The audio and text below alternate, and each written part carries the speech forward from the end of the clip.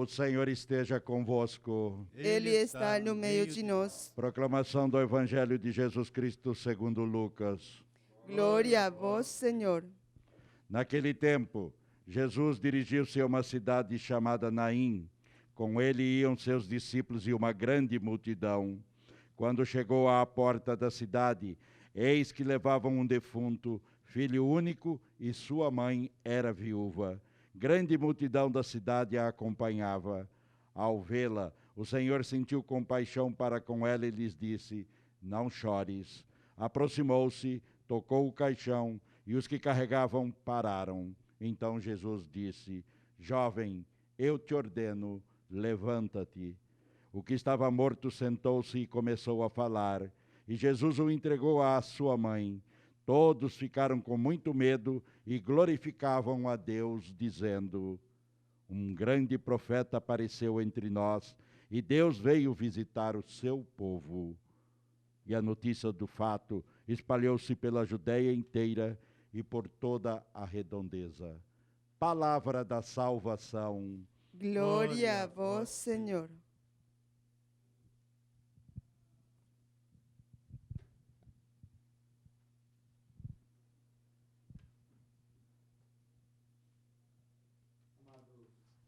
E amadas de Deus, as leituras que a Igreja nos propõe para esta memória de Santa Mônica, fala para nós, o livro do Eclesiástico, as virtudes de uma boa esposa, como a esposa precisa se comportar e o valor que o marido precisa dar também à sua esposa. O livro traz bem claro para nós a dimensão familiar. Como é importante percebermos essa dimensão familiar, dimensão da esposa, dimensão do casamento, a dimensão do marido. Então o texto vai elencando algumas virtudes dessas mulheres. Uma boa esposa é uma herança excelente, reservada aos que temem o Senhor. Rico ou pobre, seu marido tem alegria no coração. Fala da herança, não de uma herança financeira, mas da herança das virtudes. A graça da mulher é a delícia do marido e seu senso prático lhe revigora os ossos.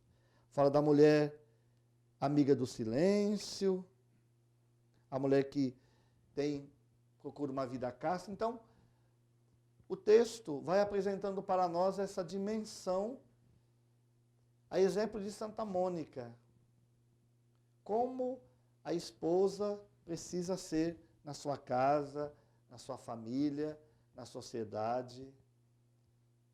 Então, é um exemplo para nós. E como também os esposos precisam valorizar as suas esposas. Porque muitas vezes o próprio marido não valoriza a esposa que tem em casa. Não dá o testemunho que deveria dar. Não cuida da sua esposa como gostaria. Então não só nós olhamos a importância das virtudes das esposas, mas é preciso também que o marido veja isso, né? Veja as qualidades da sua esposa e a ajude naquilo que talvez não tem uma qualidade ainda, uma virtude, que isso possa ser adquirido. Quando nós olhamos o Evangelho, a Igreja escolheu essa passagem falando desta viúva de Naim. Não sabemos o nome dela nem do seu filho. Mas Jesus, quando viu que aquela senhora, viúva, não tinha mais ninguém por ela, se compadeceu. Porque na época, as viúvas, se tivessem quem cuidasse dela, conseguiriam sobreviver. Se tivesse posses, que o marido tivesse deixado, ou tivesse filhos para cuidar. Agora, se não tivesse nada disso, iriam mendicar. porque não tinha ninguém que pudesse olhar por elas. A dimensão caritativa com os órfãos, com as viúvas, iniciou-se com o cristianismo. Foi a partir do cristianismo, da igreja nascente, que esses cuidados começaram a aparecer. Mesmo que no Antigo Testamento se falava muitas vezes sobre isso, a importância de cuidar dos órfãos, das viúvas, mas eram meras palavras. O povo judeu não tinha esse cuidado. Não era algo que estava vivido no meio daquele povo. Cuidavam tanto de outros aspectos, que Jesus muitas vezes vai criticar isso, mas não olhava as necessidades daqueles que realmente precisavam, que eram os órfãos, que eram as viúvas.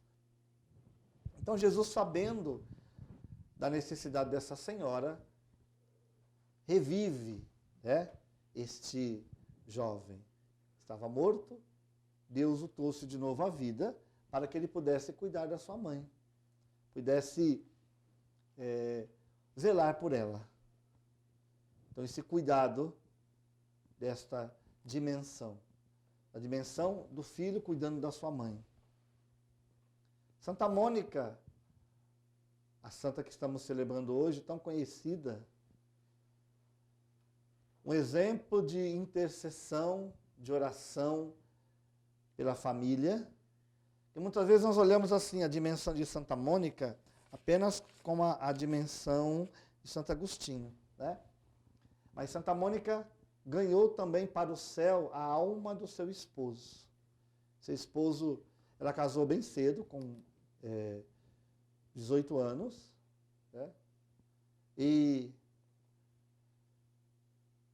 era um homem muito rude, bruto, de muitas posses. Então a vida de Santa Mônica era uma vida bem abastada. Só que ela não era feliz. Mas mesmo assim, ela manteve o seu matrimônio, o seu casamento na oração. E a história nos conta que um ano antes de Patrício, seu esposo, falecer, ela ganhou a conversão dele. Ele foi batizado, morreu cristão, né, convertido. E ela depois continuou a sua intercessão pelos seus filhos. Ela tinha 2 filhos e uma filha, né? Agostinho e Navígio, e a filha Perpétua. Perpétua e Navígio nunca deu muito trabalho. Perpétua era religiosa, Navígio sempre caminhando nos caminhos de Deus. Agora Agostinho, que nós conhecemos bem, deu muito sofrimento para sua mãe, muitas lágrimas. Foram 30 anos de oração, de lágrimas, de súplicas por seu filho. Tanto que Santo Agostinho tem uma frase famosa falando de Santa Mônica. Ele diz que aquela que me gerou para esta vida, né, nas lágrimas também me gerou para a vida da eternidade. Ela me gerou 2 vezes, para a vida nessa terra e para a vida na eternidade.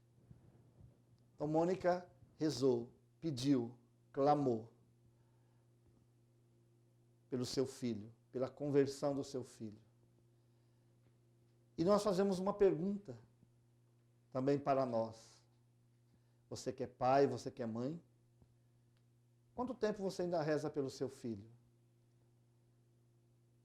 Talvez pela conversão dele. Ou você já se cansou? Um dia, uma semana, um mês, um ano, 2, 10? Quanto tempo? Olha o exemplo de Santa Mônica.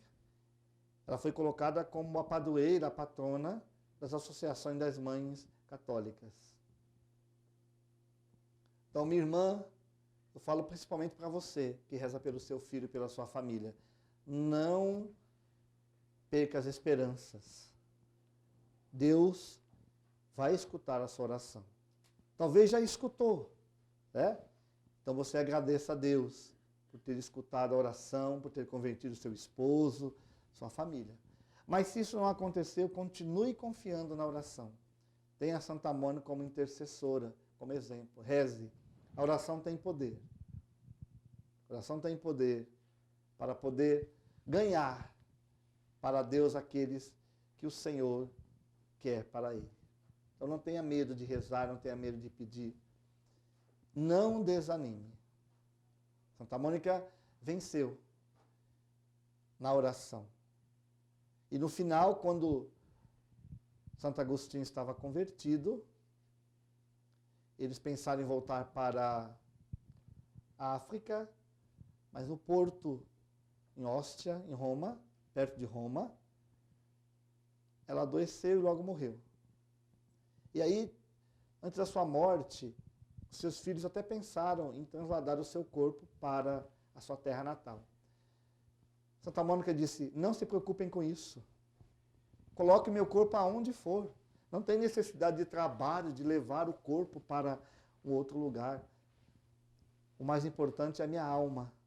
E eu estou em paz, porque a minha missão eu cumpri nessa terra.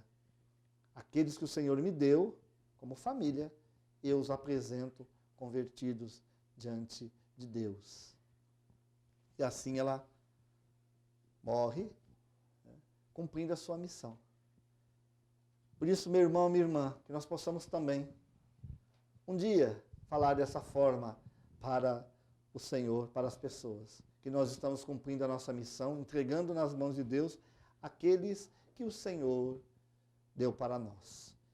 Que pela intercessão de Santa Mônica, queremos colocar tantas vidas, colocar tantos irmãos e irmãs, principalmente mães, que necessitam desse cuidado, desta graça, dessa força de Deus. Louvado seja nosso Senhor Jesus Cristo, para sempre Ele seja louvado.